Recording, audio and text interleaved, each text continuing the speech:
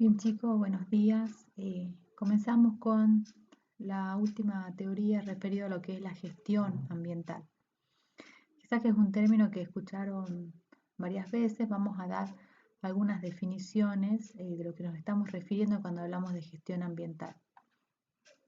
Una de estas definiciones dice que la gestión ambiental se centra en las actividades que realiza el hombre y la relación de estas actividades con el ambiente físico y los sistemas biológicos. Lo que se busca entonces es eh, analizar, controlar en forma sistémica y comprender cómo funciona todo este sistema, todo este conjunto de ambiente físico y sistemas biológicos, de forma tal que el hombre pueda intervenir estos sistemas para poder satisfacer sus necesidades sin dañarlos o sin agotar los recursos. Como decimos acá, sin continuar evolucionando su tecnología sin alterar los ecosistemas naturales. También se refiere la gestión ambiental al conjunto de actuaciones y disposiciones. La gestión ambiental es el cómo se debe hacer, actuaciones y disposiciones necesarias de forma tal de poder mantener un capital ambiental con buena calidad o de alta calidad y que no altere o que mantenga en una buena calidad de vida a las personas y también mantenga altos estándares del patrimonio natural. Y acá dice todo ello dentro del complejo sistema de relaciones económicas y sociales y condicionan el objetivo. ¿Y por qué habla de relaciones económicas y sociales? Porque como es el hombre quien está desarrollando sus actividades en ese ambiente, no podemos aislar al hombre con todo lo que involucra a ellos su sociología, su idiosincrasia, sus necesidades económicas. Todo ello es lo que va a condicionar la forma en la que el hombre se relacione con el ambiente, su cultura, la forma en la que socializa, va a influir entonces en todas estas actuaciones y en cómo se relaciona el hombre con el ambiente y por lo tanto en las consecuencias de estas relaciones y de estas acciones del hombre en el medio. Otra definición se refiere a un proceso de múltiples niveles asociado con la interacción de actores estatales, es decir, actores del Estado y actores no estatales, con el ambiente y entre sí. Hablamos entonces de los que intervienen con el ambiente, que pueden ser por parte del Estado o bien no necesariamente van a ser del Estado. Entonces, vamos a usar un término ahora que es lo que se llama un gestor ambiental. Un gestor ambiental es un actor cuya existencia depende en mayor o menor medida de la manipulación consciente y activa del ambiente. Es importante entonces destacar estos elementos, que depende en forma primaria de la interacción del ambiente, que tiene una manipulación activa y es consciente de dicha interacción. Vamos a ver algunos ejemplos. El Estado, como hemos mencionado, es un gestor ambiental porque puede, mediante sus diferentes políticas, intervenir e implementar acciones sobre el ambiente. Esto lo hace por lo general a través para definir estas políticas o lineamientos, lo hace a través del organismo ambiental correspondiente, que aquí en Jujuy a nivel provincial es el Ministerio de Ambiente con sus diferentes secretarías, pero a su vez cada municipio puede tener un departamento ambiental, es decir, que es el Estado en sus diferentes estamentos. También a nivel nacional hay un Ministerio de Ambiente, que si bien las provincias no dependen, como ya vimos, de ese Ministerio de Ambiente nacional, pero se definen políticas, sobre todo en materia ambiental, cuando se relacionan o cuando se convocan y cuando se reúnen. ¿Quiénes más pueden ser gestores ambientales? Ya no serían estatales, todos los que vamos a mencionar son los particulares o no estatales, por ejemplo las ONGs, en particular las ONG ambientalistas. Podemos conocer varias, Greenpeace es una muy conocida, La WWF, que es la que tiene el loguito del oso panda, es bastante conocida porque sus diferentes acciones o sus intereses se orientan a proteger el ambiente por lo general, a veces con algunas medidas, podríamos decir, extremas, pero su fin último es la protección del ambiente. Una corporación transnacional serían grandes empresas multinacionales que buscan cumplir con su objetivo primario, que es la producción, y que cuando tienen que alcanzar este objetivo, en muchos casos es necesario que tomen recursos del ambiente, por lo tanto influyen en el ambiente. Que tomen recursos del ambiente y, como vimos, que también devuelvan parte de esos recursos, en muchos casos transformados y con calidades diferentes, más deterioradas respecto de cómo fueron tomados. Entonces, de hecho, una corporación o una gran empresa, y también una empresa pequeña, pero por lo general las grandes empresas, sobre todo, tienen una gestión consciente y activa del ambiente.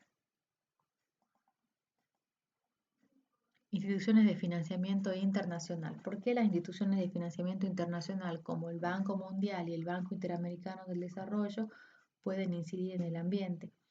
Porque son organismos que prestan dinero a los diferentes estados con el fin de que ese dinero sea destinado a cubrir acciones o diferentes programas. En muchos casos, el dinero que facilitan está orientado y tiene un fin específico, por ejemplo, saneamiento. Cualquiera sea este fin, en algunos casos, por ejemplo, puede ser una ruta, pero cualquiera sea en particular el destino de estos, el fin que tienen estos fondos, para poder brindarlos, estos organismos internacionales tienen o exigen el cumplimiento en las obras que se van a ejecutar con fondos provenientes de ellos, exigen el cumplimiento de altos estándares ambientales. Por lo general es el Estado quien ejecuta estos fondos, como decíamos, por ejemplo, puede ser que vengan con destino de una ruta, con destino de saneamiento, con destino, por ejemplo, de construir escuelas, cualquiera sea el fin, son estos organismos quienes supervisan la forma en la que se van ejecutando los fondos y que efectivamente lleguen al destino que se ha deseado. Y que cómo llegan y que en esas condiciones, en el camino y cómo se vayan ejecutando estas obras, se cumplan con los estándares ambientales, que fijan ellos mediante lo que se denominan directrices en realidad. Por eso también estos organismos son gestores ambientales. Bien podemos decir que mencionar, fíjense, granjeros, pescadores, pastores nómades, trabajadores golondrinas, son gestores ambientales, podríamos decir a pequeña escala, o si pensamos en pescadores, pueden ser pescadores industriales, muchas veces enteramos en las noticias o en algún medio cómo se van depredando los mares, por ejemplo. Los granjeros porque cultivan la tierra, pastores, nómades, son gestores ambientales porque buscan para su ganado pasturas y para ello se van trasladando. Y los trabajadores golondrina, bueno, los que van de un lugar a otro para poder atender un trabajo o tener trabajo. Cazadores y recolectores, bueno, tienen una gestión activa y consciente del ambiente porque obviamente toman, si son cazadores, matan especies en algunos casos protegidas o por lo general especies bastante codiciadas y que no siempre esa caza es legal. Y los recolectores, bueno, que toman recursos del ambiente natural con diferentes fines. Todos ellos entonces son gestores ambientales. Podemos decir entonces que la gestión ambiental responde cómo se debe hacer para poder alcanzar lo que se conoce como desarrollo sostenible. Esa armonía, ese equilibrio entre el pilar económico, el pilar social y el pilar ambiental, es decir, el desarrollo económico, el crecimiento de la población, el uso de los recursos y que todo ello se desarrolle conservando el ambiente. No solamente están las acciones del hombre formando parte de la gestión ambiental, sino todos los lineamientos y políticas que definan, en particular serían los organismos del Estado, los gestores ambientales, que sean definidas para poder cuidar el ambiente o intervenir el ambiente siguiendo ciertas pautas. Como mencionamos, hay diferentes tipos de gestores ambientales. Podemos clasificar a la gestión ambiental en gestión ambiental pública y gestión ambiental privada. En la pública ya mencionamos que cuando está el Estado tienen diferentes estamentos, no necesariamente dependen, sino que al contrario, a nivel nacional por lo general se definen políticas y lineamientos o se promueve o se procura ordenar el cumplimiento de determinadas normas. Bueno, las provincias son dueñas de sus recursos por el artículo de la Constitución que mencionamos al principio de la cursada de esta parte, el 124, y por lo tanto no requiere de la nación para solicitar alguna autorización para algún proyecto, lo que sea, sino que trabajan como en forma coordinada, como dije recién, la nación para promover el cumplimiento o brindar medios para que las provincias tengan herramientas para dar cumplimiento a las normas. Y el municipio es autoridad de aplicación de las normas ambientales dentro de sus jurisdicciones. Lo que ocurre en la realidad en nuestra provincia, que como son municipios más bien chicos, en general, lo que se conoce como gestión ambiental urbana está más bien relacionado a la gestión de los residuos propiamente y no tanto al control industrial o el control de establecimientos desde el punto de vista ambiental. Tampoco estamos acostumbrados acá, por ejemplo, en San Salvador de Jujuy, a que sea un departamento que tenga demasiadas industrias. Quizás que en Palpalá haya un mayor control y el organismo municipal se ocupe un poco más de este tipo de tareas porque tiene mayor cantidad de industrias, por ejemplo, instaladas. Bueno, entonces para hablar de todos modos de lo que es la gestión ambiental urbana, existen indicadores de desarrollo urbano sostenible que lo que hacen es brindar, ordenar, digamos, mediante datos, mediante la recolección de datos, poder estimar y poder dar indicios de cómo va evolucionando esa gestión. En lo que se corresponde a la gestión ambiental privada, hemos mencionado como gestores ambientales en general las empresas, las corporaciones transnacionales, instituciones internacionales como las instituciones financieras que mencionamos y las ONGs. Son quienes van a ejercer la gestión ambiental en forma privada. En particular, en una empresa, una forma de ordenar esa gestión ambiental es mediante la implementación de normas. La norma en particular referida a la parte ambiental es la serie de la norma ISO, la serie 14000. Entre lo que es la teoría y la práctica de la gestión ambiental pueden surgir diferentes problemáticas. Una de ellas es poder articular la práctica, lo que se realiza normalmente, con las políticas definidas. Entonces resulta más a veces complejo la integración de lo que se desarrolla en la práctica y cómo se interviene respecto de lo que se enunció de los lineamientos. También puede ser que intervengan en el ambiente diferentes actores, pero que no pueda ser tan evidente esa intervención, como decimos aquí, que no sea necesariamente directa y por lo tanto sea más difícil poder accionar sobre ello para poder lograr que se cumplan los lineamientos deseados. Y bueno, por lo general los temas ambientales están asociados en muchos casos a conflictos porque es una temática muy sensible, pero también al ser una temática tan sensible hay mucha gente involucrada procurando cumplir ciertos lineamientos, fomentando, por ejemplo, la gestión de los residuos, la clasificación, pero también es como al ser un tema tan sensible, debe ser muy cuidado respecto de la población porque una pequeña falla en medio de toda la gestión puede desarrollar un gran conflicto ambiental.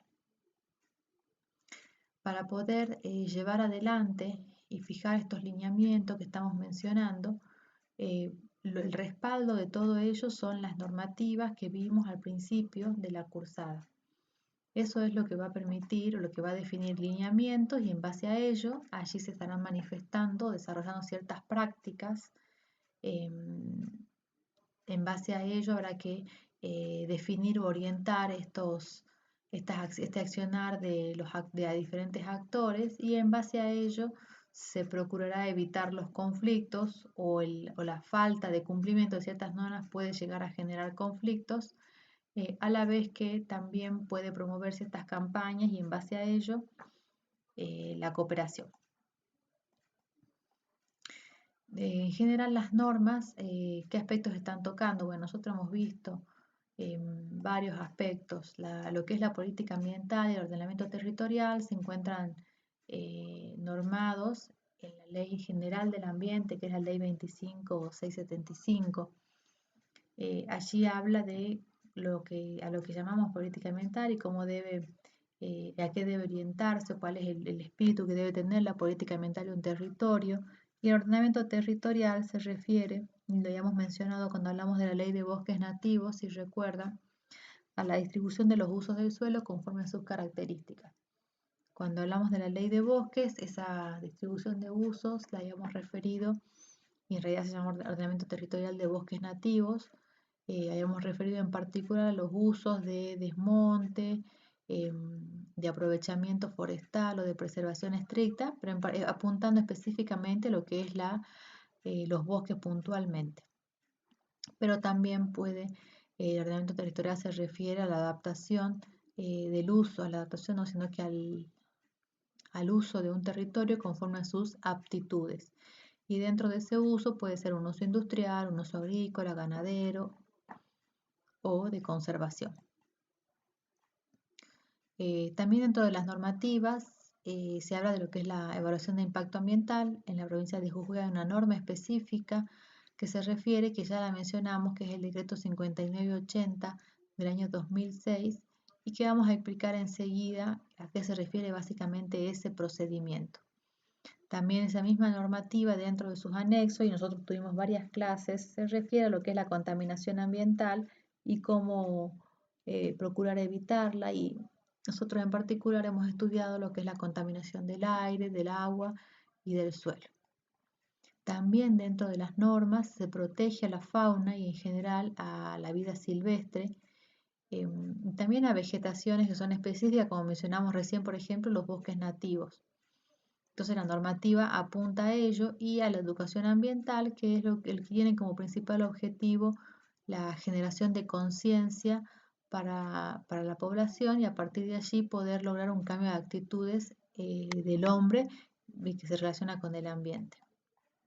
Y aspectos vinculados, por ejemplo, al paisaje en general, que bueno, lo que se busca es armonizar entonces los factores, los componentes bióticos con los componentes culturales del hombre, también desde el punto de vista estético y siempre procurando el cuidado del ambiente. En general las normas hablan de eso. Bueno, nosotros ya vimos que hay también referido a algunos contaminantes en particular, hay normativas referidas a la gestión de los residuos, entre otros. Vamos a hablar ahora de lo que es la evaluación de impacto ambiental.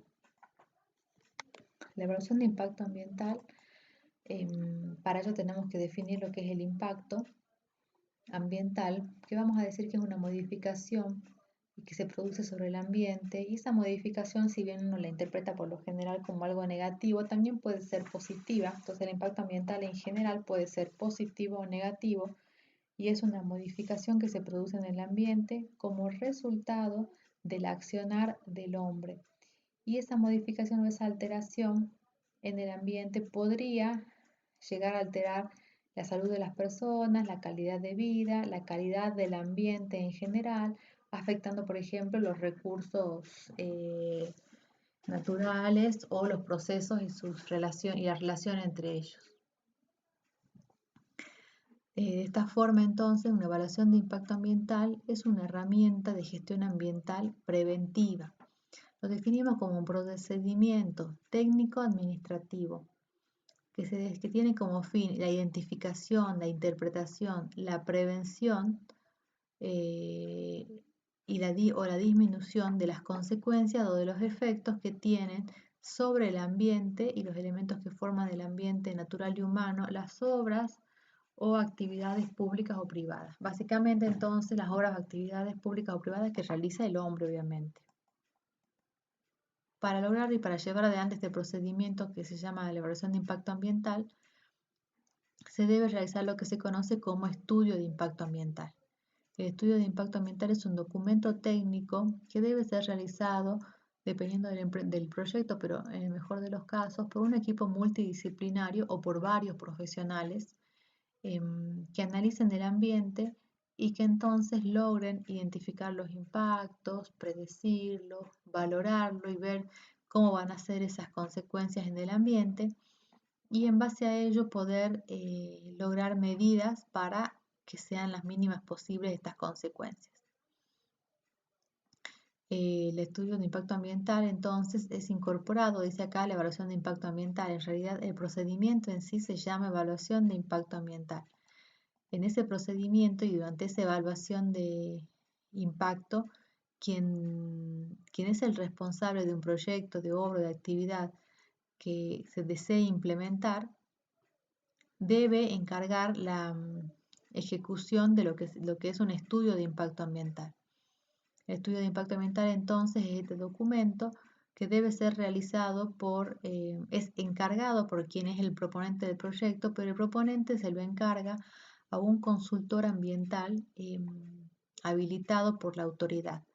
Tiene que ser entonces un tercero quien elabore este documento que se llama estudio de impacto ambiental a solicitud de, o sea, elabora el estudio de impacto ambiental de un proyecto de obra o actividad en base a la información que le brinda el proponente del proyecto y el proponente del proyecto una vez que recibe este estudio de impacto ambiental, que enseguida vamos a ver cuáles son sus partes, lo presenta ante la autoridad para someterlo al procedimiento de evaluación de impacto ambiental. Resultado del procedimiento de evaluación de impacto ambiental, se otorga un certificado que se conoce como certificado de aptitud ambiental, que acredita el cumplimiento de las normas de evaluación de impacto ambiental y que tiene una vigencia de 2 años. ¿Para qué sirve la evaluación de impacto? Dijimos que es una herramienta de gestión ambiental preventiva, es decir, es un procedimiento anterior a la ejecución de la obra o actividad. Y lo que busca entonces, o el espíritu que tiene la evaluación de impacto, es anticiparse a una obra que se esté por implementar o alguna actividad, anticiparse a esos impactos que va a tener sobre el ambiente, sobre todo para el caso de los negativos, como se anticipa, poder quizás que atenderlos y evitarlos, y en el caso de que no se pueda evitar, minimizarlos o atenuarlos. Cuando entonces se elabora el estudio de impacto ambiental, por uno de los motivos por los cuales se desea que lo haga un tercero es para que sea lo más objetivo posible respecto del análisis que hace del proyecto que se le está indicando y en base al análisis de este proyecto poder anticipar los impactos sobre el ambiente. Entonces todo eso es volcado en el documento estudio de impacto ambiental y la autoridad revisa esa información y dependiendo entonces de ello va a resolver si autoriza o no autoriza un proyecto.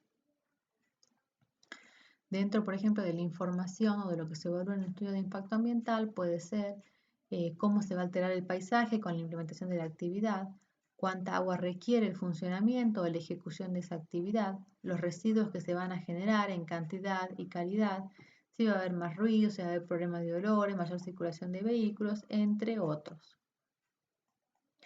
El decreto 5980 entonces establece para diferentes actividades la obligación de presentar estudios de impacto ambiental, es decir, por lo tanto, de someterse al procedimiento de evaluación de impacto ambiental.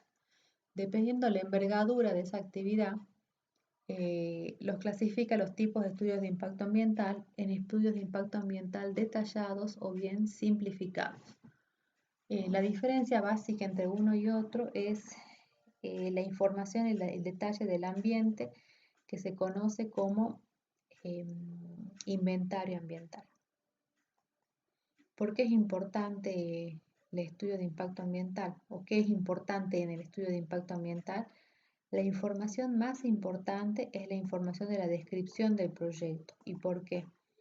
Porque a partir de allí, mientras más detallada sea, esta información del proyecto, esta descripción del proyecto es un insumo para la elaboración del estudio de impacto ambiental. Y entonces va a ser lo que va a analizar a fondo el consultor ambiental cuando elabore el estudio de impacto. Mientras más completa sea la descripción del proyecto, un mejor análisis de las consecuencias en el ambiente de este proyecto se puede tener y por lo tanto un mejor estudio de impacto ambiental. Un estudio de impacto ambiental está formado en general por 4 partes. Lo que tenemos indicado aquí sería el estudio de impacto ambiental detallado, y el simplificado podríamos decir que está formado por 3 partes, porque el estudio de impacto ambiental simplificado no contiene lo que se conoce como inventario ambiental. Entonces, en el estudio de impacto se describe el proyecto indicando las tecnologías, los volúmenes de producción, los insumos de ese proyecto, las condiciones de proceso, los efluentes que generan esos procesos, sólidos, líquidos, gaseosos, en qué cantidad y en qué calidad los elimina el ambiente, si hay generación de ruido, por ejemplo, entre otros. Se analiza también el inventario o en el inventario ambiental. Lo que se busca es conocer el estado del ambiente previo a la implementación del proyecto, como tener una foto de lo que es el ambiente en ese momento, a fin de poder entonces intercalar la descripción del proyecto con el inventario y poder realizar lo que se conoce como identificación de los impactos ambientales. La siguiente etapa entonces es lo que se conoce como la identificación, la descripción, la caracterización y la valoración de lo que son los impactos ambientales. ¿En qué consiste ello? En que a partir de la descripción del proyecto y el estado del ambiente, poder decir, bueno, cuáles son los componentes del ambiente que van a ser impactados. Eso es la identificación de los impactos. Luego la descripción, o sea, cómo van a ser impactados. Por ejemplo, si va a haber emisiones gaseosas, bueno, sí va a haber un impacto en la calidad del aire por las emisiones gaseosas conteniendo tales y tales sustancias contaminantes, por ejemplo. En base a ello se pueden caracterizar los impactos y valorarlos. Para realizar esta etapa, todo este capítulo que estamos mencionando de la identificación y la descripción, por lo general se emplean metodologías, y en la caracterización lo que se dice, lo que se analiza entre otros aspectos es, por ejemplo, la duración del impacto ambiental, la intensidad que va a tener el impacto, si va a ser puntual, si va a ser regional, todos esos aspectos. Y en base a ello uno puede poner una puntuación. A eso se refiere entonces este capítulo. Habiendo analizado y habiendo identificado y valorado los impactos ambientales, para aquellos que sean negativos y más graves, se va a proponer lo que se conoce como plan de gestión ambiental. El plan de gestión ambiental tiene varias partes. Una de ellas es el conjunto de medidas que va a buscar evitar o minimizar o corregir los impactos negativos que se hayan identificado anteriormente.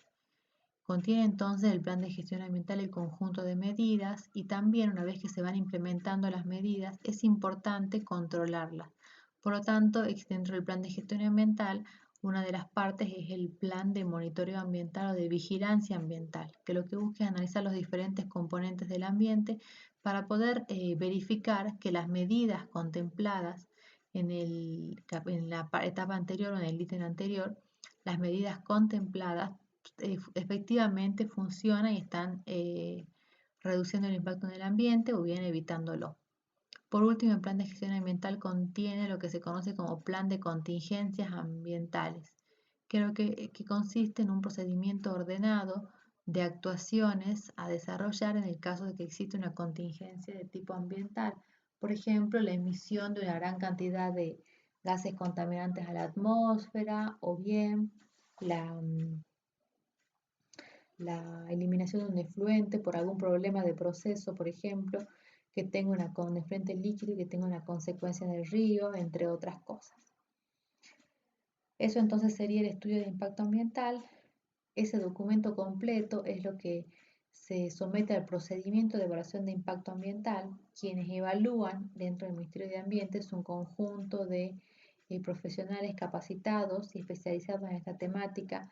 Por lo tanto, el Estado, una vez que recibe el estudio de impacto ambiental, debe evaluarlo a ese estudio y en el caso de que lo considere completo, lo aprueba, otorgándole el certificado de aptitud ambiental que ya hemos mencionado, y si no lo considera completo, revisará las observaciones pertinentes o, dependiendo de la gravedad de lo que no esté completo, resolverá rechazarlo.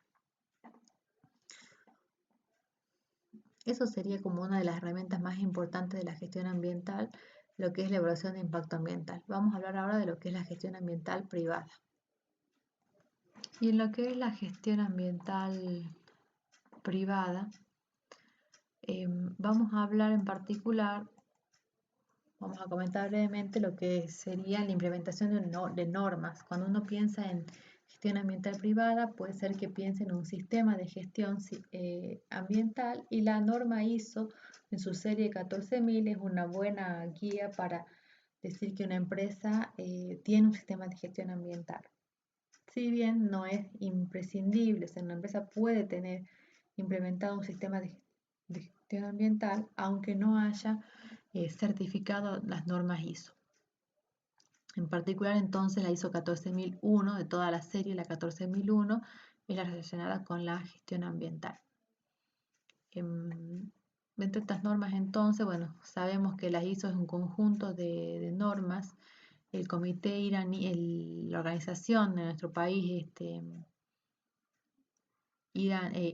ISO, en realidad está junto con Irán, mejor dicho, pero a nivel mundial tiene sede en Ginebra, y es un organismo no gubernamental que no necesariamente está vinculado con las Naciones Unidas. Lo que se hace con las normas ISO, lo que se busca es estandarizar básicamente procedimientos, productos, etcétera, para asegurar la calidad de ciertos productos. No son normas de cumplimiento voluntario, como recién mencionamos. Puede ser que haya empresas que tengan un sistema de gestión ambiental implementado y no hayan certificado ISO. No son normas obligatorias, son normas de cumplimiento voluntario. Y puede ser, y existen, digamos, organismos especialistas en asesorar en la implementación de lo que son estas normas.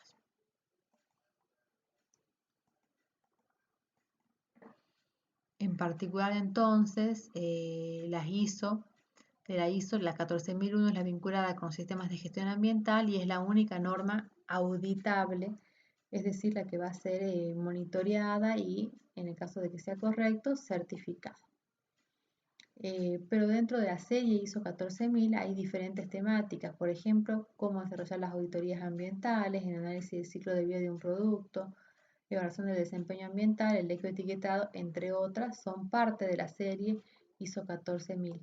Sin embargo, solamente se audita la número 1, la 14001, que son los correspondientes a los sistemas de gestión ambiental, pero para la realización de auditorías ambientales, análisis de ciclo de vida, las normas brindan una guía, una excelente guía para poder cumplimentar estos aspectos.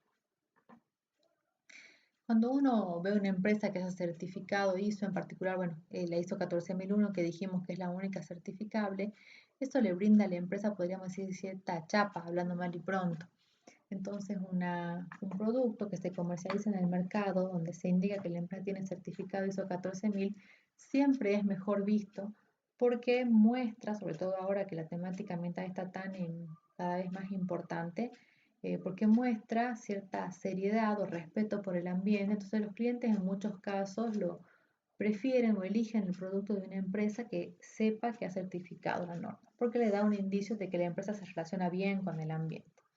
Entonces, da valor agregado, haber certificado ISO da valor agregado ante los clientes. Por supuesto que mejora el cumplimiento de los requisitos ambientales, porque uno de los aspectos de la norma ISO 14000 es el cumplimiento de estos requisitos. Como tenemos todo bastante más ordenado, es de esperarse que no haya tantos riesgos ambientales. Permite fácilmente la obtención de incentivos económicos que mencionamos al principio de la clase, incentivos económicos por cumplir estándares ambientales y, bueno, obviamente que busca evitar y prevenir la contaminación. ¿Quién puede certificar ISO 14000? Y puede certificar cualquier tipo de organismo, tanto público o privado. Por lo general estamos acostumbrados a verlos en los privados, ¿sí? Pero también un organismo público puede realizar esta certificación. Entonces la empresa puede implementarlo, mantenerlo, mejorarlo o el organismo público. Em,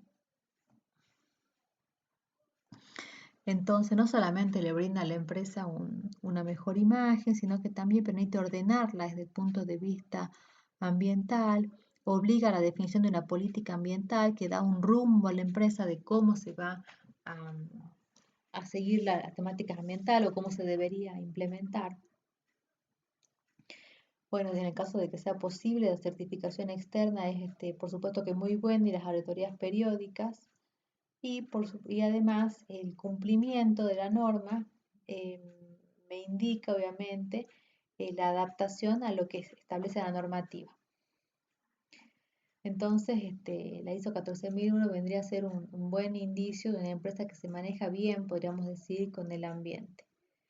Respecto a la gestión ambiental privada, allí terminaríamos y también de lo poco que vimos de gestión ambiental pública lo vamos a dejar allí nomás.